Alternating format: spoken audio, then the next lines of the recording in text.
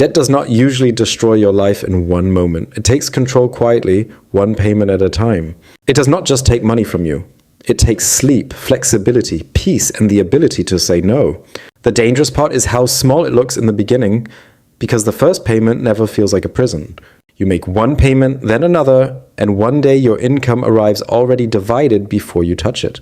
This is your life at every debt level, from zero debt to $1 million and beyond. At every level, the pressure changes, the excuses change, and the kind of trap gets harder to see. Before debt becomes a system, it begins as a feeling that seems easy enough to manage. Level 1 is zero debt, where your freedom is still intact, even if you do not fully notice it yet. You wake up, check your account, and every dollar you earn still belongs to the future you choose. There is no payment waiting at the end of the month, and that silence is a kind of freedom. You can change jobs, spend less, move faster, or wait longer, because nothing is pulling against you yet. The strange part is that most people do not realize how valuable this level is until they leave it. The trap usually does not arrive as danger. It arrives as convenience, speed, and permission. It sounds harmless in the moment because buy now and pay later feels lighter than paying now. And the first yes feels small enough to justify because the cost is split into pieces you barely notice. At this stage, nothing feels broken, and that is exactly why the first debt is so easy to accept. The moment you borrow, even a little, part of your future time no longer belongs to you.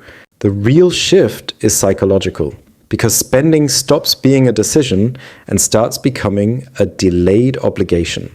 At zero debt, the rule is simple. Protect the freedom that most people only appreciate after it is gone. Because once the first $1,000 appears, debt stops being a possibility and starts becoming a pattern. Level 2 begins at $1,000 of debt, where the first small leak appears in your financial life. At first, it still feels harmless because $1,000 does not sound like a life-changing mistake. The payment is small enough to ignore, which is exactly what makes it dangerous. You tell yourself it is temporary because next month will be better, cleaner, and easier to manage. Maybe it starts with a credit card balance you planned to pay off before interest arrived.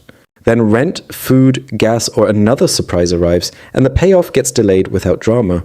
After a few weeks, the balance stops feeling urgent and becomes background noise in your life. You open the banking app, see the balance, feel a small sting, and then move on. This is the first mental adjustment, where owing money starts feeling like a normal part of life. The minimum payment feels responsible, but it quietly teaches you to keep the balance alive. Then interest enters quietly, not as a disaster, but as a tiny charge you barely respect. You make the payment, but the balance barely moves, and that is the first warning sign. Small debt matters because it teaches behavior before the numbers become large enough to scare you. You are not trapped yet, but the pattern has started, and patterns become systems when repeated. At $1,000 of debt, the rule is simple. Kill the pattern before it becomes identity. Because once the balance reaches $5,000, the debt stops being small and starts shaping your month. Level 3 begins at $5,000 of debt, where the monthly payment starts feeling permanent. Your month still looks normal from the outside, but inside the budget, there is less space to breathe. Before you decide what you want, the debt already decides what part of your paycheck is gone. The calendar starts feeling different because due dates become landmarks you organize your life around. You still get paid, but the month feels smaller now because part of it is already spoken for. The payment is always there in the background, waiting quietly before you even decide what matters most. You can still function normally, but small freedoms begin disappearing from the edges of your life. You start thinking twice about dinners, repairs, weekends, and purchases that once felt small enough to ignore. Budgeting no longer feels like strategy. It starts feeling like defense against the next tight month. Even when the number is manageable, the repetition starts changing your mood, your patience, and your focus. Every paycheck now arrives carrying the memory of decisions you already made weeks or months ago. This level teaches the real lesson of debt. It reduces freedom long before it creates full panic. At $5,000 of debt, the rule is simple. Stop normalizing pressure before pressure becomes your routine. Because once debt reaches $10,000, the payment is no longer the only problem. Interest starts working too. Level 4 begins at $10,000 of debt, where the balance starts feeling heavier and more alive. At this level, the debt stops feeling temporary. because it no longer looks like a small mistake. You make payments, but now interest becomes visible enough to feel insulting every time it appears. For the first time, it feels like the balance is fighting back instead of quietly waiting to disappear. You still pay, but the emotional reward starts disappearing because progress becomes slower than expected. This is where debt stops feeling passive because it starts behaving like a machine built to stay alive. More of your future income is now chained to old spending, and the repayment horizon starts stretching out. The stress changes at this level because it is no longer loud panic. It becomes constant calculation. You stop asking what something costs today and start asking how many months it will keep following you. At $10,000 of debt, the rule is simple. If interest is growing faster than urgency, the trap is deepening. You start taking interest personally because it feels like being charged for not escaping fast enough. The minimum payment gives you the feeling of responsibility while quietly keeping you inside the machine. You begin negotiating with yourself, deciding which payment matters now and which one can wait. Your brain starts running calculations in the background, even during conversations that have nothing to do with money. Every time you calculate the payoff date, it feels close enough to believe and far enough to exhaust you. This is the first serious wake-up because debt no longer feels like a mistake. It feels like a force. At $10,000, escaping is still possible, but only if urgency becomes stronger than comfort. But if the debt keeps growing, the next level stops being about emergencies and starts becoming about identity. Level 5 begins at $25,000 of debt, where the balance starts telling a story about lifestyle. From the outside, nothing looks dramatic because the debt is hidden inside things people call normal life. The car looks reasonable, the apartment feels deserved, and the small upgrades all seem individually justified. You tell yourself you work hard, so you should at least enjoy the life you are building. The full price matters less in your mind because everything is translated into a monthly payment. You are not just buying things anymore. You are renting the image of a life that feels ahead of schedule. Your income may look fine on paper, but the lifestyle has already moved ahead of the money. This is the confusing part. You can feel more successful and less free at the exact same time. Lifestyle inflation is dangerous by itself. But lifestyle inflation funded by debt becomes a trap with interest. At this level, your present starts being funded by your future, and the future begins charging interest. At $25,000 of debt, the rule is simple. Stop buying identity with future income. Because once the balance reaches $50,000, the trap becomes harder to see but much harder to leave. Level 6 begins at $50,000 of debt, where the trap becomes quieter, heavier, and much harder to escape. From the outside, your life may still look stable, because this level rarely announces itself with visible chaos. The real damage happens quietly because your choices start shrinking long before your life looks broken. You cannot leave a job easily, move cities quickly, or pause income for long, even if you need to. At this level, even rest starts feeling expensive because every quiet month still comes with loud obligations. You are no longer earning only to live better. You are earning to keep the machine from tightening further. Any surprise now feels serious again because there is less room between your obligations and your stability. This is where debt stops stealing comfort and starts stealing flexibility, timing, and recovery. You may still look free to other people, but privately you are starting to live inside narrower walls. The budget is no longer a plan for progress. It becomes a cage that measures what you cannot do. You postpone good decisions not because they are wrong, but because the timing no longer belongs to you. Instead of building the next stage of life, you start protecting the minimum needed to stay afloat.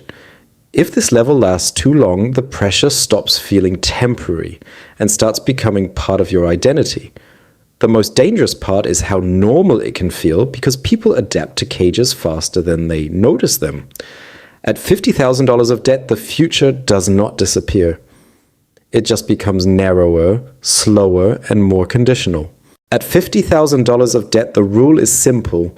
Widen your options before the prison becomes your normal life. Because when debt reaches $100,000, the pressure stops feeling private and starts shaping your entire income. Level 7 begins at $100,000 of debt, where earning money no longer feels the same. You may still earn well at this level, but the money no longer arrives with the same sense of freedom. Before your paycheck reaches your life, it already has owners waiting for their share. You can make more money than before and still feel poor because the income is already claimed. On paper, the numbers can look strong, but inside your month, they do not feel strong anymore. This is when earning starts feeling backwards, because today's paycheck is paying for yesterday's decisions. You are no longer working only to grow. You're working to maintain a life that already costs too much. Even a raise does not feel exciting anymore because the extra money immediately gets absorbed by the system. You delay every risk that could improve your life because stability feels too fragile to touch. You can still make choices, but every choice now comes with conditions, calculations, and hidden trade-offs. You become careful in ways that look responsible, but sometimes they are just fear wearing better clothes. At this level, you stop setting the pace of your life. The repayment schedule starts setting it for you. The hardest part is that this trap can look respectable from the outside, especially if your income is high. You are not broke in the obvious way, but you are not free in the way people assume. At $100,000 of debt, the rule is simple. Income is useless if control is gone. And when the balance reaches $250,000, debt stops being a problem and becomes a system. Level 8 begins at $250,000 of debt, where your paycheck arrives with instructions attached. Before the money reaches your real life, it is already routed through banks, lenders, interest, and obligations. Your budget is no longer a clean plan. It is a negotiation with systems that never forget. At this point, debt becomes infrastructure running underneath your life like plumbing you cannot easily remove. Big decisions now need permission from your obligations before they can become real possibilities. The system feels normal because every payment has a name, a due date, and a reason you accepted. Structure can make debt feel manageable, but it can also hide how much of your life it controls. Your paycheck no longer enters your life as freedom. It enters as a route through obligations. You do not plan around what you want anymore. You plan around what the system demands first. The strange part is that your budget can look organized while still quietly removing your choices. You start optimizing survival, cutting small expenses while the largest obligations remain untouched. Saving $20 feels good for a second, until the interest charge reminds you who is really winning. The system does not need to panic, because it can wait longer than your motivation usually lasts. At this level, debt makes you predictable, because the system knows exactly when you get paid.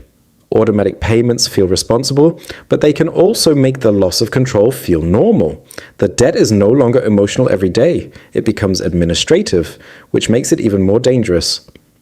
Vacations, moves, risks, and rest are no longer decisions. They become scheduling problems. The debt gets priority not because you love it, but because ignoring it creates louder consequences. At $250,000 of debt, the rule is simple. Redesign the system before it redesigns you. Because when debt reaches $500,000, the outside can look successful while the inside feels locked. Level 9 begins at $500,000 of debt, where success can become expensive to maintain.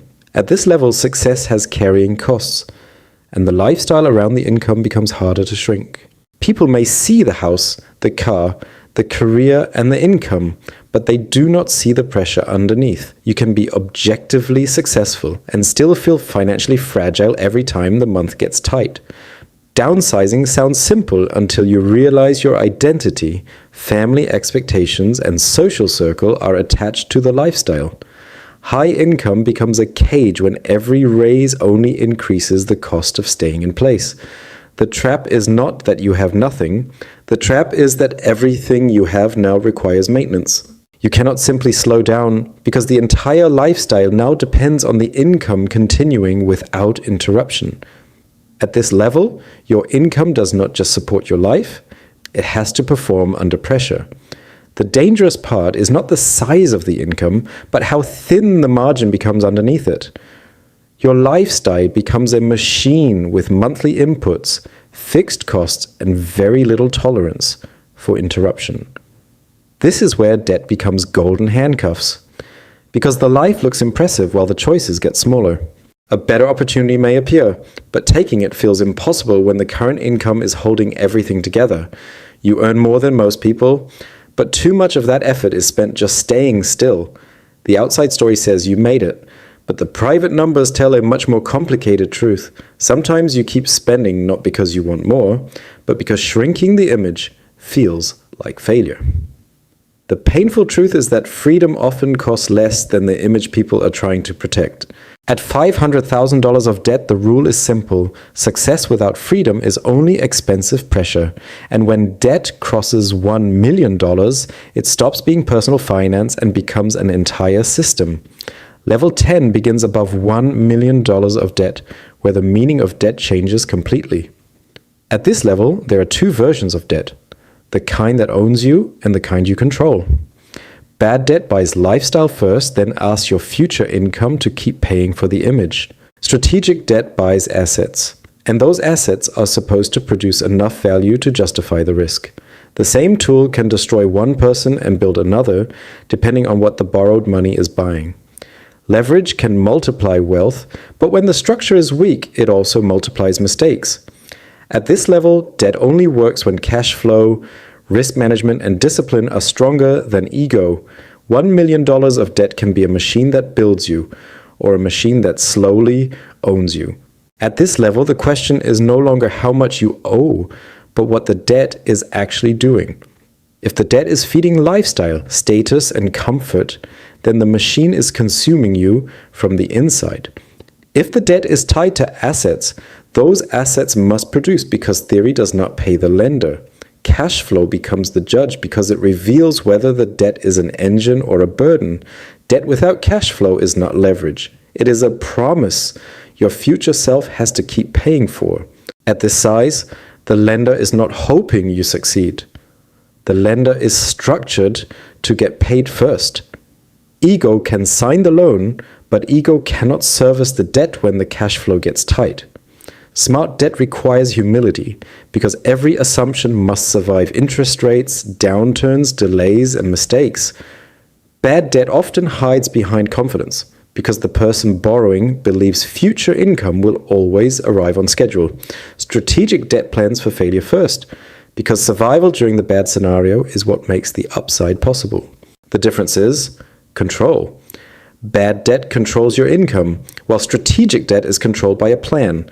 $1 million of debt can build an empire, but only when the assets are stronger than the obligations. The same million can own your life when the payments are real and the assets are only imaginary. At this level, you do not manage debt casually. You audit the system before the system audits you. Every loan, asset, rate, payment, and contract becomes a node in a system that can either hold or break. Debt does not just magnify money, it magnifies discipline, impatience, ego, and the quality of your decisions. Above $1 million of debt, the rule is simple: never borrow for an image when you need a system. And after every level, the bigger lesson becomes clear. Debt is never just about the amount. It is about control, because every debt level changes who gets to decide what your money does next. So before the story ends, look back at the ladder and notice how the trap changed each time.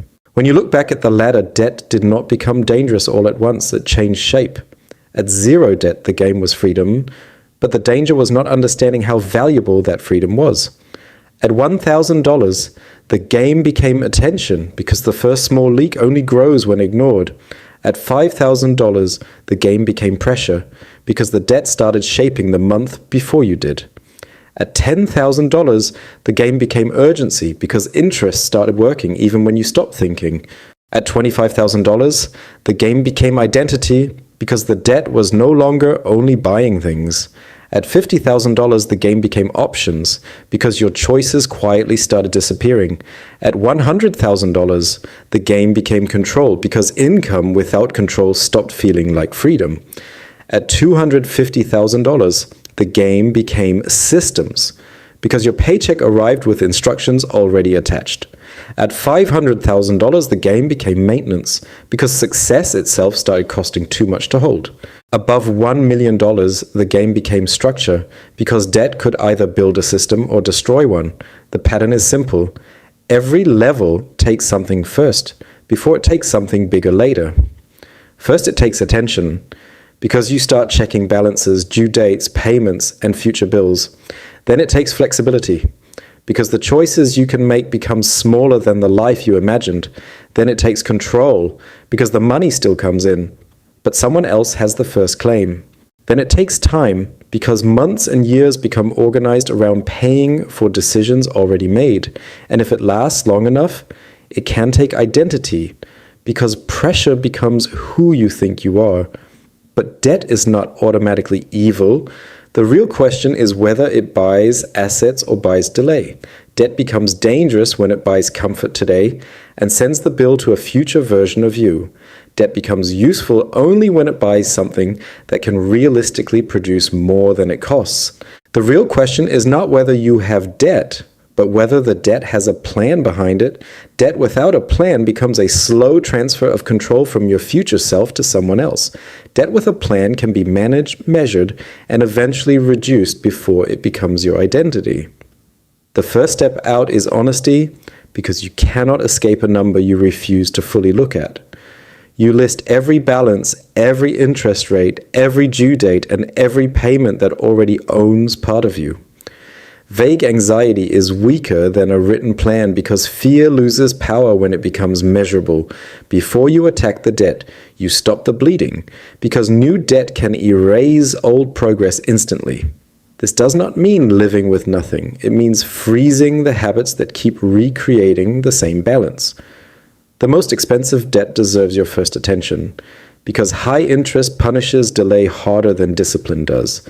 Sometimes the smallest balance comes first, not because it is mathematically perfect, but because momentum matters. The method matters less than consistency, because the real enemy is switching strategies every time motivation changes. The method matters less than consistency, because the real enemy is switching strategies every time motivation changes. Once the plan is clear, every extra payment stops feeling like sacrifice and starts feeling like a weapon.